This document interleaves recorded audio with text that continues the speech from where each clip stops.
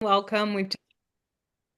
Karen is recording. Beautiful. Welcome, welcome. We're so happy to see you today. We You, are. And before we dive into anything else, I want to name something that we are quietly craving, or at least a lot of us are these days. It's not more information, it's not more motivation, and it's not fixing. It's space. It's a little inner peace, a sense of quiet, calm. Life is loud. Our minds are busy, and even when things are going fine, it can feel hard to find stillness. oh my gosh, I'm so glad that you named that because so often we think that the calm will come after we Mm. figure everything out, after we make the decision, after we solve the problem, after we've done this, after we've caught up. But there's another way. And Mahatma Gandhi said, in the attitude of silence, the soul finds the path in a clearer light. And what is elusive and deceptive resolves it into crystal clearness. Oh, I love that. And there's something so powerful about the quiet. Even though we just had a little sing song, the quiet is powerful. It clarifies. Yes, and that actually brings us so beautifully to what we want to explore together today, which is what actually helps, what supports our happiness when life feels noisy or demanding or we feel unsettled. And sometimes the answer isn't pushing harder or thinking more. Sometimes it's learning how to plug into a deeper source of steadiness and calm. Mm. And that can look like moments of silence. Time in nature. I love simply sitting under a tree. It can be prayer or reflection, meditation, listening inward instead of reacting outward, not as another nut task. We're not doing any of these things as a task, but as a way of reconnecting with ourselves. Yes, and that's the space we're holding today. I'm a little bit curious. What if you have a meditation habit, put a one in the chat. If you have never meditated, put a two in the chat. And if it's something you do sometimes and you keep thinking about how to be more consistent with it, put a three in the chat. So one, you have a habit. Two, never done it. Three, sometimes. And we're very glad that you're here with us to explore this habit of happiness. And I'm intrigued. I'm super intrigued. Remind us again, Karen. One is if you have the Yep. habit, One, yep. Yeah, have the habit. You can even unmute and share it if you want. Two is, what did I say? Two is never done it, right? and three, something somewhere in between. Somewhere in between. Anyone love to share? I mean, I'll share. I'll share. Me too. Why not? I have the habit. I have the habit, and the habit has been life-changing for me. It's a stillness in the morning before I get into the busy. And it's a stillness as I put my head down on the pillow at night to clear off the busy, the clean slate before going to sleep. So it's twice, 5 to 10 minutes a day, twice a day. You, Mm, Karen? that's beautiful. I'm three, somewhere in between. Beautiful. I, Oh, yeah. sorry. Becca says she's a one, so she has the habit. That's wonderful. What I do have the habit of that I think meditation is kind of the next level that you know that it's something I work on being more consistent with. But what I do that serves a similar purpose for me is I have a reflection practice. So Mm. I do gratitudes or I just reflect on what I call happy sparks, and I do that pretty much every day. And that is provides a little bit of a similar outlet for me. Beautiful. Well, that's a perfect segue, Karen, to our next process. Let's start everyone with a grounding breath in and out through our noses and then out through our mouths as if we're blowing out through a straw. And I invite anyone except Rebecca, who's driving, to close their eyes. To close your eyes as you breathe in through your nose and out through your mouth as if you're blowing out through a straw.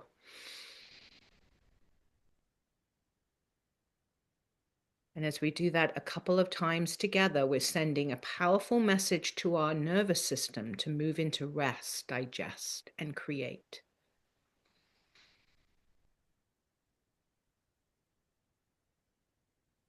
Feel your feet on the floor. Let your shoulders soften.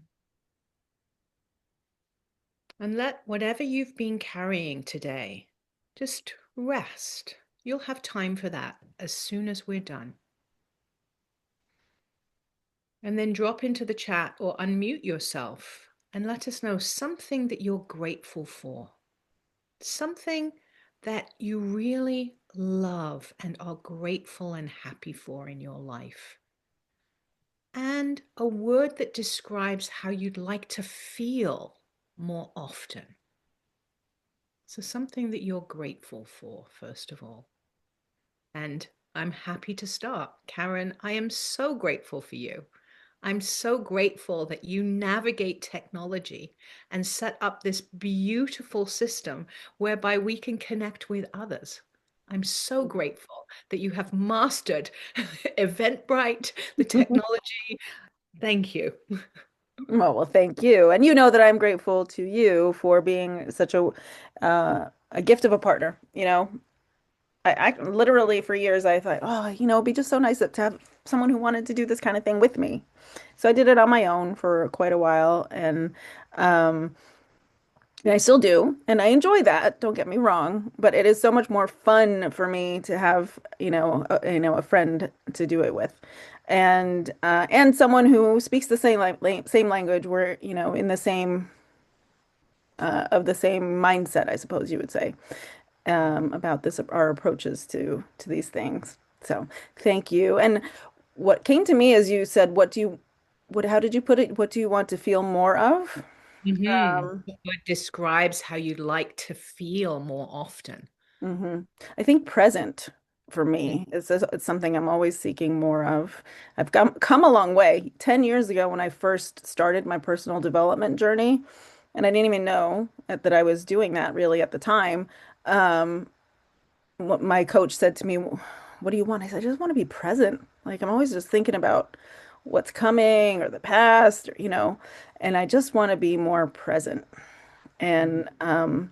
And when you said, if something pops into your mind that you need to take care of, we're bracing for a storm here. I do find myself thinking about what I need to get at the store, what I need to do after this, and those are for later.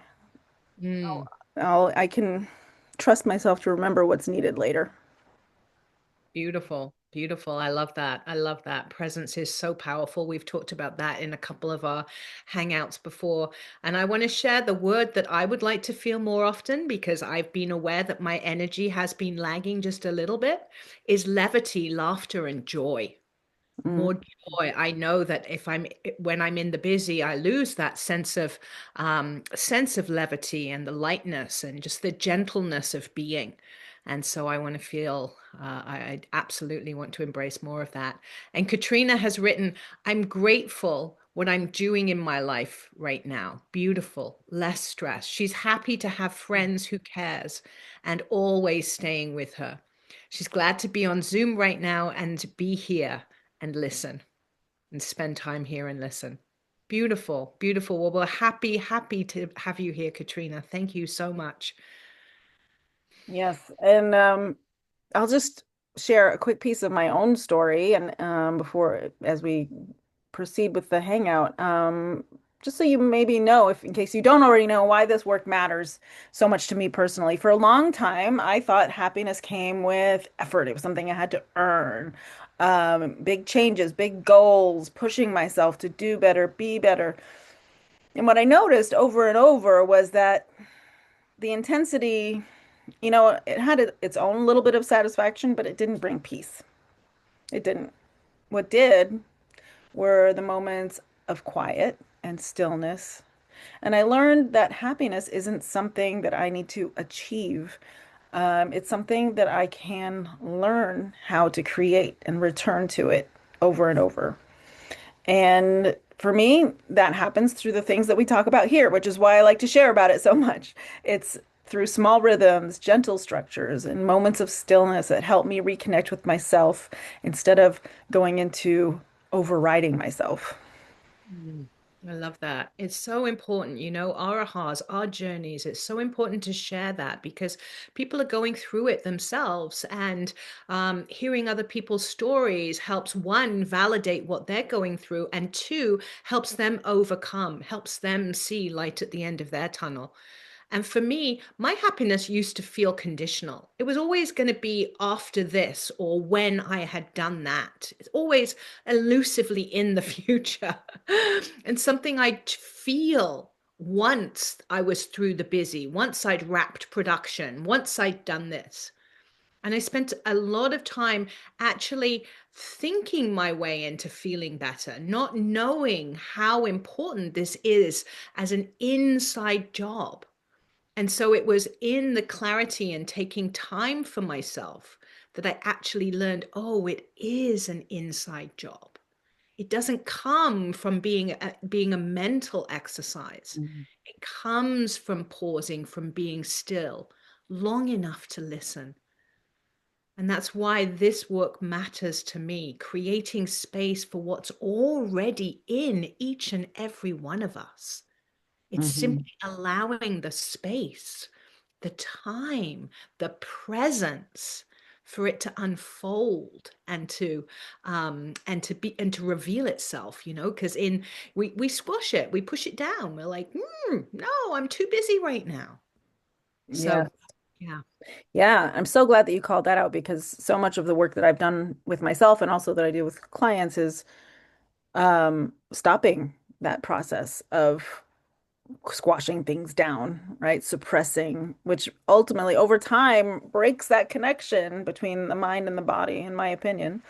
And so it's reestablishing that. And so as we move through today, I would invite everybody to notice, not Mm. just sometimes we think of feelings as intellectual things, but the word is feelings. And so notice where you feel these things in your body. And with that, let's shift into the heart of today. When life feels full or noisy, most of us instinctively reach for solutions. We gotta have a plan, we gotta have a fix, a strategy. And there's another question that we don't always ask often enough, and that is what is it that actually helps me feel grounded and clear? So today we want to explore how creating even small packets maybe, pockets of quiet and connection can support your happiness not by effort, but by alignment. And we're going to keep it practical, gentle, and very, very human. So now, Victoria and I want to invite you into a short experience that's connected to something that we talk about often in our happiness work. And in the Happy for No Reason framework, which is how Victoria and I met, it's comes from the pillar of the soul. And it's a core aspect of happiness that reminds us that joy isn't only something that we build through habits or mindset, it's also something that we can access. Yes, yes. And the pillar of the soul isn't about religion or belief. It's about learning how to touch into ease, into clarity or good and spirit from the inside. As I mentioned, it's an inside job, but we're not fixing anything.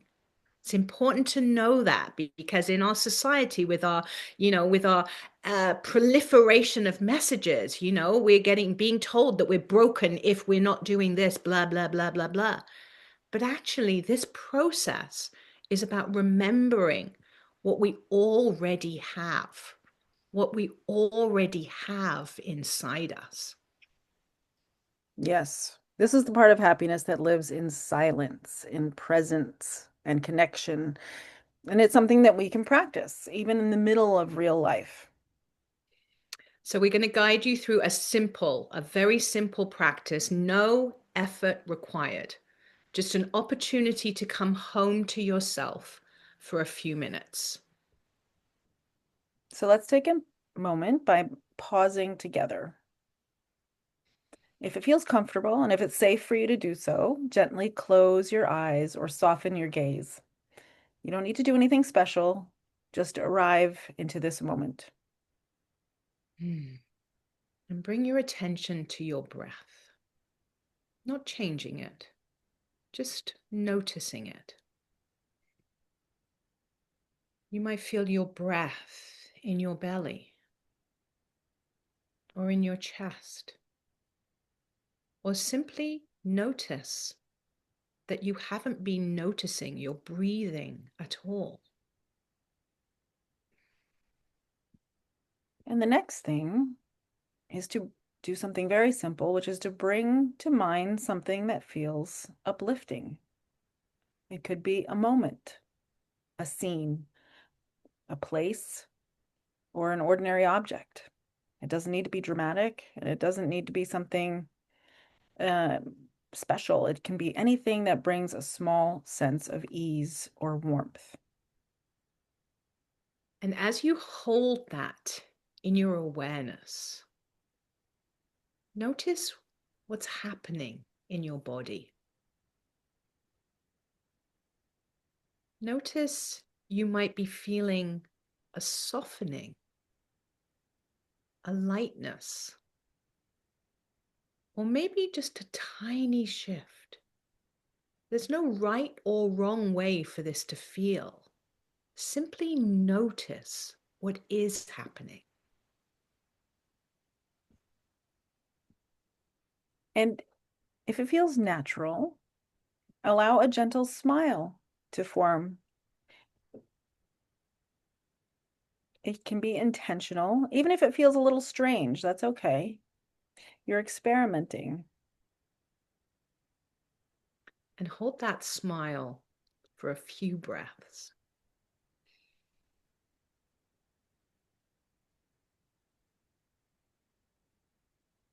And notice how your body is responding as you do that.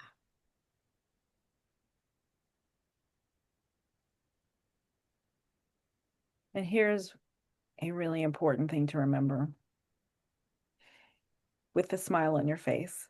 You don't need a reason to feel happy. You don't need to justify it. You don't need to earn it. This is where the practice begins. And keep breathing. Keep breathing and feeling where you're feeling that smile in your body. Because this might be a tough season. You might be dealing with something challenging right now. And you can still touch into that good spirit. Both things can be true at the same time. Let's keep feeling that smile in your body. And if the smile fades, let it go. No problem. Take one more slow breath. And then gently bring your awareness back to the room that you're in. Feel your body where you are.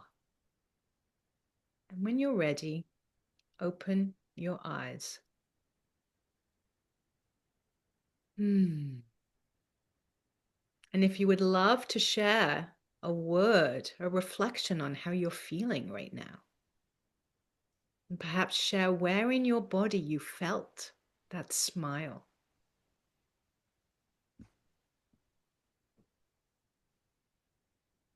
Would anyone love to share? Did anybody find it awkward to smile because you were told to? I remember being in a class, uh, um, a rowing workout class, and the instructor said, "Smile, you'll tell your brain you're enjoying yourself." But it's actually true. It's actually true. Absolutely. I remember yoga, smiling, being told to smile in yoga. And that was my first awareness of this practice. And I was so elevated by the process. I Mm. was so surprised how it worked. And even as we were delivering that meditation, Karen, I was grinning from ear to ear. I felt it. I was truly feeling it. And Mhm. I felt it very much in my face. Yes. And I thought back to just a few minutes ago, playing that Neil Diamond song. It's like one of those classic songs for me anyway, that usually if it comes on in a room, people start singing along and there's just a lovely feeling that goes with it. And so that doing that today is actually what I thought about. So good. Beautiful song. I haven't heard it for such a long time. I felt really, really great. So before we leave today, we want to leave you with one gentle question for you to ask yourself this week. And it doesn't need to be an analysis or a judgment-based question. No self-criticism is required. Simply something to notice. Mhm. And the question is, one thing that makes me come alive is, and let the answer be simple. It doesn't have to be productive, impressive, or useful. It doesn't have to mean anything to anybody else. And in fact, simplicity is key.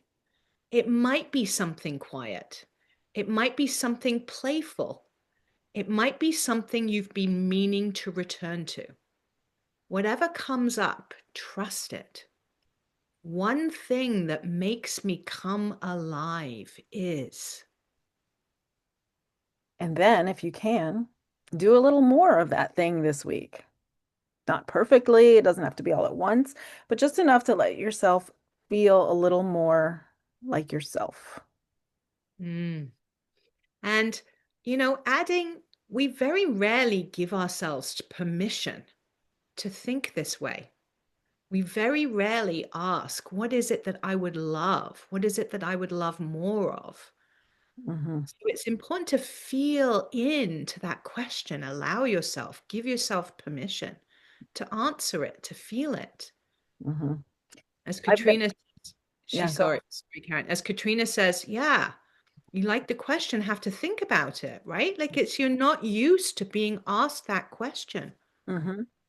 I remember the Yeah. first time somebody asked that question. I have the advantage in the room today of having thought about this question quite a bit and I've made lists of this for myself many times over the last few years. And it's interesting to see what changes and what stays consistent. And I think for me, the temptation was maybe to very big, like being successful or be accomplishing things. But I would encourage everybody to be very specific. So it could be, for example, laughter. Mm. One that's always on my list is singing. I like to sing, and so I do more of it. I do it around the house as much as my family will let me. But I joined a choir this year. So now I have a natural outlet for that, which is really fun. That's so good. And you know what I learned in this process, in this practice, is that our spirit loves fun. Our spirit loves to sing and dance. Our spirit loves that levity, that joy. It's Hmm. our humanness, our everydayness, the baggage of the past. We don't have time to go into that, but it is that that creates the heaviness. The true version of ourselves that we tapped in today with the smile loves the levity, loves the joy, the things that light us up. So ask yourself, one thing that makes me come alive is singing, dancing, moving, flowing, knitting, whatever it is. Hmm. Allow yourself to imagine into it. I'm just going to share I did a workshop this week and we've really I find anyway in the world I came from, I really started putting my imagination into a box. I wasn't flexing it. I wasn't stretching it. And so much of this process, this practice is giving myself that permission even to imagine, oh, what it is, what would I love? What Hmm. does make me come alive?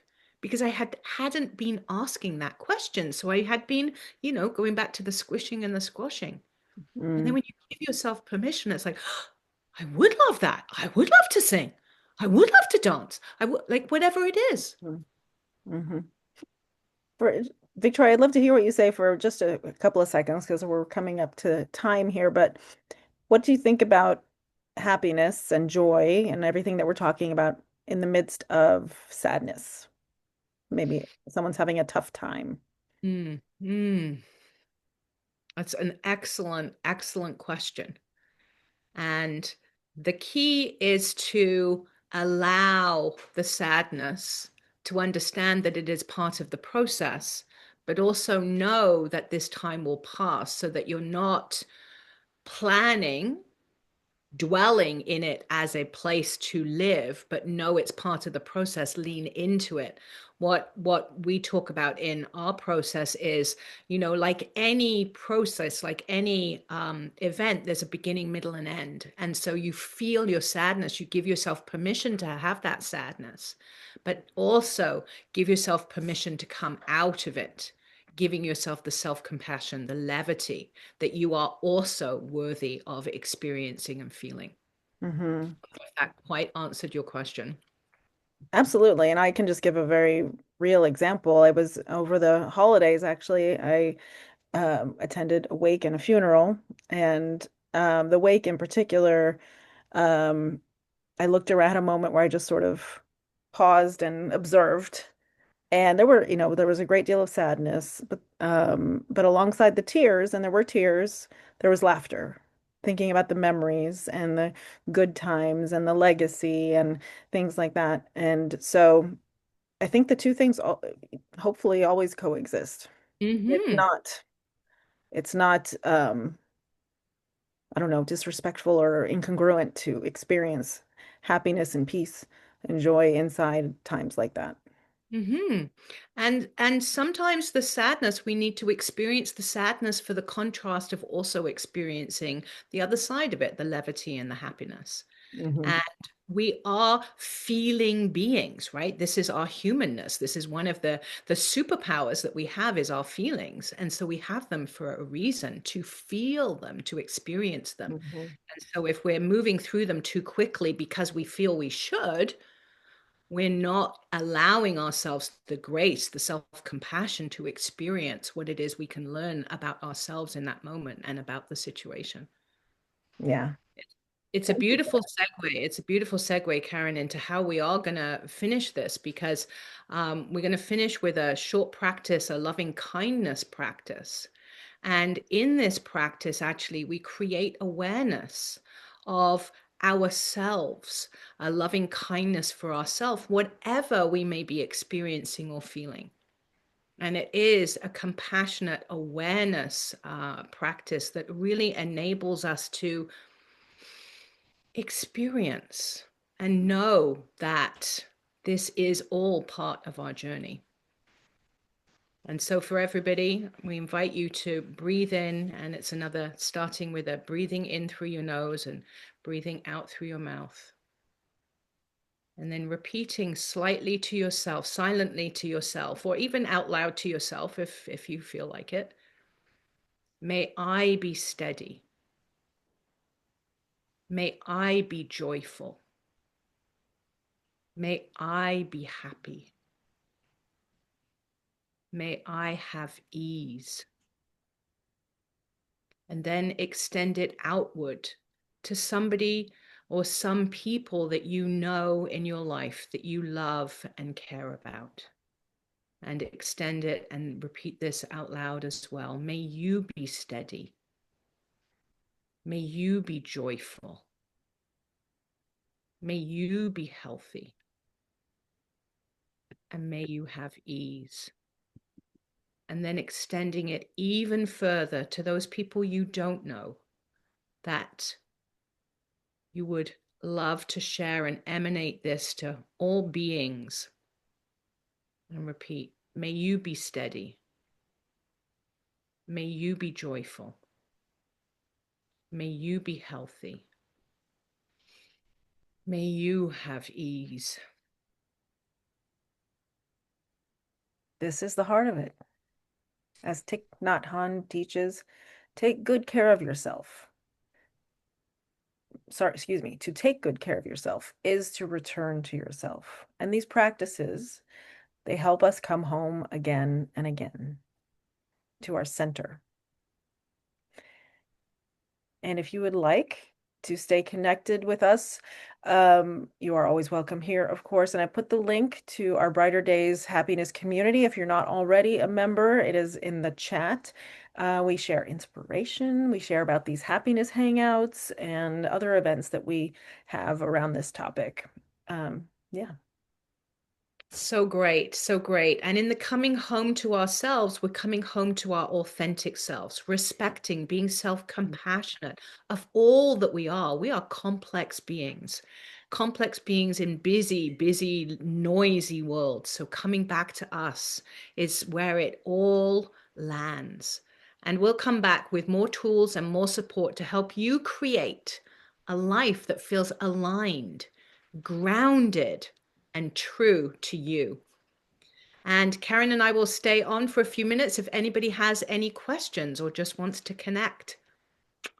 Yes. Have an Good. amazing week, everybody. We're so happy that you are here. Make it a happy one, and we'll see you next time. 2 weeks from today, we'll have another happiness hangout. Thank you so much. Bye for now.